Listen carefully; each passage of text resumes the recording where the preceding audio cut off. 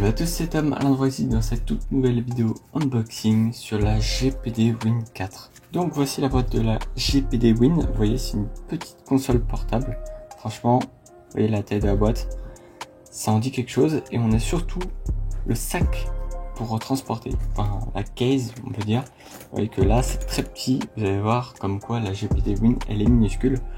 On va mettre ça de côté, on va ouvrir cette boîte là. Voilà, ça s'ouvre par le haut comme ça. Tac, alors on a des écritures en chinois, c'est normal, ça vient de Hong Kong, HK, c'est pas exactement chinois, c'est Hong Kong. Ça s'ouvre comme ça, voilà, avec un petit peu de mousse ici, c'est pas mal, et voici la console. Donc avant d'ouvrir, voici l'emplacement pour le secteur, voilà le secteur. Alors là c'est une prise chinoise, japonaise, mais on peut mettre tout simplement un petit adaptateur pour que ça fonctionne en France. Voilà, évidemment. On a quoi on voit pas. Une petite dragonne, ok. On voit ici, on a le logo pour le câble. Boum. Donc c'est de l'USB-C vers de l'USB-C. On voit d'ailleurs un petit USB-C. Et du coup, comme je vous ai dit, j'ai un petit adaptateur. Bon là, celui-là, il est pas dingue. Et vous voyez, boum. C'est bon, c'est un adaptateur pour la France. Je sais pas si on le voit, mais en tout cas, c'est un 65 watts. Donc voilà, c'est une charge très rapide. Donc on a ici une petite protection, voilà. Action speak louder than word. On a ici, évidemment, des petits protège-écran. Bon, moi je les ai pas mis parce que le problème, ça fait des bulles. J'arrive pas à les mettre. Et voici la console. Ça vous dit pas quelque chose? Ouais, une petite PS Vita, ou une PSP à l'époque. Et regardez-moi ça. Regardez-moi ça. Ah, on voit, coucou, on voit à travers le truc. C'est incroyable. Là, on a l'USB-C, même de l'autre côté. Voilà. Et on a même l'USB-A ici. Le jack, bouton volume et pour l'allumer. J'adore franchement ce look. Et vous voyez que là, on a des gâchettes ici. Voilà. On a même des gâchettes derrière, voilà ici. Alors faut savoir, ici on a tout simplement l'aération. Et là on a aussi l'aération pour les ventilos, d'ailleurs là on le voit un petit peu. D'ailleurs oui, j'ai pris une version 32 Go de RAM et 1 Tera de stockage, c'est vraiment excellent. Ici vous avez un emplacement pour une micro SD, ça c'est vachement cool parce que comme ça vous pouvez augmenter votre stockage. Sachant que aussi sur l'USB-A, vous pouvez aussi augmenter avec un disque dur externe ou un SSD externe. Ça, c'est vachement cool. Et ici, on a un slider souris vers manette. Voilà. Donc, ça fait comme si vous connectez votre Xbox manette dessus. Sauf que, bah voilà, c'est juste un slider, donc c'est hyper pratique. Donc, je vais l'allumer. Le petit bouton power qui est ici en rouge. Pam. GPD. Et oui, là, on n'a pas le logo Windows, malgré que ça soit un Windows. Et ça s'allume hyper rapidement. Voici le menu, c'est incroyable. Alors il faut savoir que c'est aussi tactile, vous voyez, c'est magnifique. Du coup, j'ai pas parlé des specs, donc j'ai un petit raccourci évidemment ici qui permet d'ouvrir le gestionnaire des tâches.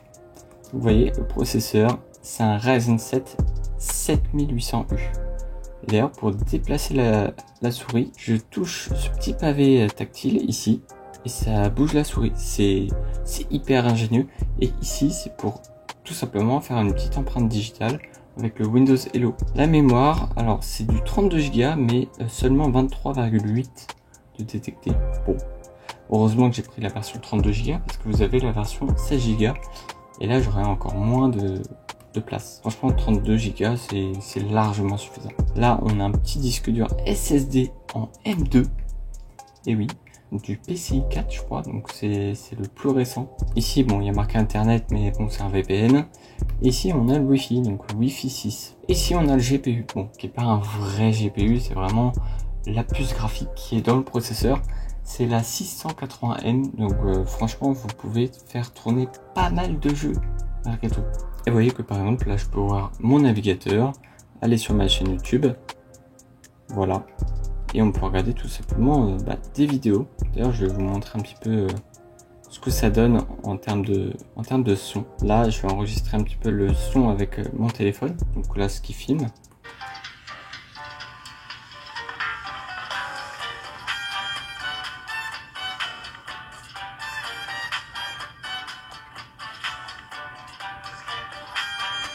Voilà. Donc c'est assez correct, malgré tout. Par exemple, speed test. Pour avoir justement la vitesse du Wi-Fi, vous allez voir. Là, il y a plein de pubs. Oui, aussi, on peut défiler vers le bas, comme ça, pour aller plus bas dans les pages. Enfin, c'est très, très ergonomique. La vitesse, elle est correcte. Voilà. Bon, je suis pas un Wi-Fi énorme, malgré tout, mais voilà, je peux faire tourner tranquillement des jeux. Faut savoir qu'il y a différents outils pour optimiser la machine. Premièrement, il y a Motion Assistant qui est installé dès le début, qui permet tout simplement de contrôler la puissance de la console. On peut choisir par exemple la puissance, vous voyez que par défaut c'est à 28 watts, mais je peux mettre à 5 watts par exemple. À 5 watts par exemple, ça va consommer beaucoup moins, mais par contre vous aurez un peu plus de mal dans les jeux. Moi je vais laisser de base à 28 watts. Ensuite j'ai un autre outil que j'utilise pour optimiser la consommation dans les jeux, ça s'appelle TDP Auto. Donc je l'ouvre ici. Donc, ça se télécharge directement sur le Discord de GPDWin, donc je vous le mettrai en description. C'est vraiment un outil qui permet d'optimiser tout sur la console. Et vous voyez que là on a pas mal d'outils assez sympathiques. Par contre, voilà, je suis en mode français sur clavier. Il faut mettre en mode anglais. Pourquoi en mode anglais? Parce que je vous le cache depuis le début, mais cette console n'est pas juste un écran. Eh ouais, il y a un clavier, bon, QWERTY, mais voilà, c'est un clavier totalement utilisable. Voilà. Donc là, par exemple, je ne sais pas, je vais faire Open Auto Power Bat, qui permet tout simplement d'avoir les FPS optimisés sur ces jeux. Voilà, on l'ouvre et ça va régler la puissance en fonction du jeu pour que le jeu soit constamment à 60 FPS. Et ça, c'est un outil formidable, vraiment. Et cet outil va permettre de gagner en autonomie. Et vous voyez que là, ça va constamment chercher la limite max du processeur.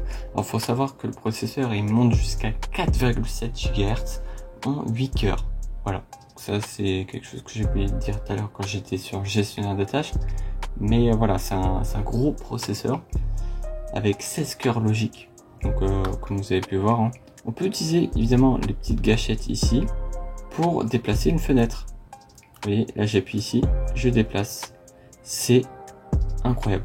C'est hyper ergonomique. J'adore. En parlant de jeu, on va ouvrir Playnight, qui est tout simplement un petit launcher qui regroupe pas mal de plateformes. Vous pouvez installer Steam, Uplay, Ubisoft Play, voilà. Tout sur ce launcher là, comme ça vous avez tous vos jeux inclus. Voilà. En plus, ce qui est cool, c'est que vous pouvez mettre en mode pochette et vous voyez que ça fait un truc assez stylé. Franchement, j'adore. Donc du coup, avec AutoTDP, j'ai testé 3 jeux que j'ai mesurés en termes de temps. Voilà, pour estimer l'autonomie de cette machine. Donc il y a eu un gros jeu, un jeu moyen et un petit jeu. Le petit jeu, c'était World Racing 2, donc un jeu de 2005 qui consomme vraiment très peu et vous pouvez avoir 60 FPS tranquille avec ça. Faut savoir que depuis la charge complète, donc à 100%, la console a tenu 3h15. En jeu moyen, nous avons Mario Party Superstar qui a une émulation sur Switch. J'ai tenu 2h17. Et enfin, sur un gros jeu assez lourd pour cette config, nous avons Forza Horizon 4 qui a tenu 1h30. En termes de benchmark, on peut voir ici sur 3D Mark avec Firestrike Score, un score de 6217 points. C'est plutôt pas mal pour une console qui n'a pas de GPU. Voilà, c'est un iGPU intégré. Vous pouvez faire tourner pas mal de petits jeux, à moins d'avoir un réglage en full low et tout ça sur les jeux récents. Là, je vais lancer Mario Kart 8 Deluxe. Je vais switcher en mode manette pour vous montrer un petit peu ce que ça donne. Voilà ce que ça donne. Bon. Vous voyez que là, j'ai affiché par exemple le nombre d'FPS et le wattage que ça donne. Vous voyez, bon, je vais faire une course très très rapide. J'utilise les petites gâchettes, évidemment, pour accélérer, freiner, tout ce qu'il faut. Les petits boutons A et B. Bon, c'est le A sur le Nintendo, mais vous voyez. Vous entendez un petit peu le son. Je crois que j'ai pas réglé la difficulté dixième, mais c'est pas grave. C'est pour vous montrer, c'est vraiment très fluide. Faut savoir qu'en même temps, j'enregistre l'écran, donc voilà. c'est vraiment très fluide. Franchement, j'adore la maniabilité entre guillemets du joystick, il est vraiment très bon. Allez. Et premier, évidemment, voilà. Ça, c'est joué à pas grand chose, mais je suis premier. Voilà, je suis content. J'ai pu essayer d'autres jeux avec l'optimisation auto DTP. Ici, on a World Racing 2. Bon, vous voyez que ça tourne très bien. La console, elle fonctionne seulement sur 8 watts. Donc, franchement, c'est nickel. Je suis en élevé en 1080p. En même temps, c'est normal. C'est un jeu de 2005.